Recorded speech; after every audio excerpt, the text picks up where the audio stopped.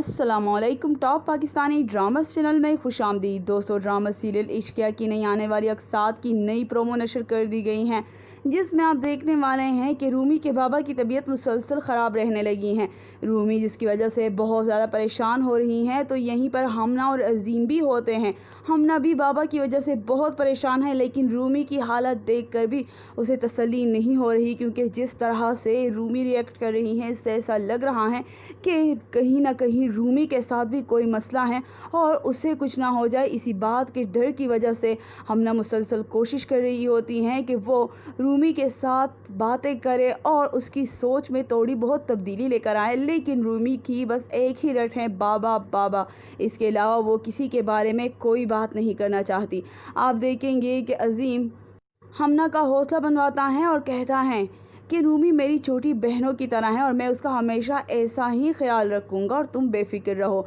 जिस पर हमना कहती हैं कि जब भी बाबा बीमार होते थे तो रूमी उनसे लड़ती थी कि बाबा आप हमें बताते नहीं हैं, लेकिन सारी तकलीफ़ अपने सर पे ले लेते हैं और तकलीफ़ से गुज़रने के बाद ही हमें पता चलता है कि हमारे बाबा के साथ क्या हुआ है।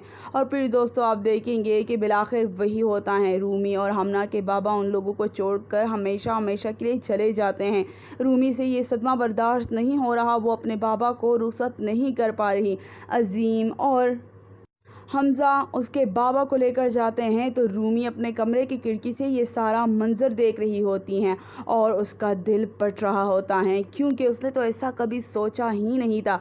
इस वाक़ये के बाद रूमी बिल्कुल खामोश हो जाती है। वो ना किसी से बात करती हैं, ना हंसती हैं, ना मुस्कुराती हैं और ना ही किसी चीज़ पे तवज्जो दे पा रही हैं। हमना मुसलसल उसके पास आती हैं, उससे बातें करती हैं, लेकिन रूमी टूट सी गई हैं। और फिर उसके बाद हमज़ा की हकीकत मालूम होने के बाद उसके साथ क्या होने वाला है, क्या वो हमना के साथ वैसा ही रवैया बरकरार रख पाएगी? कमेंट में अपनी कीमती राय ज़रूर दीजिएगा, लाइक करके ज़रूर बताइएगा। शुक्रिया।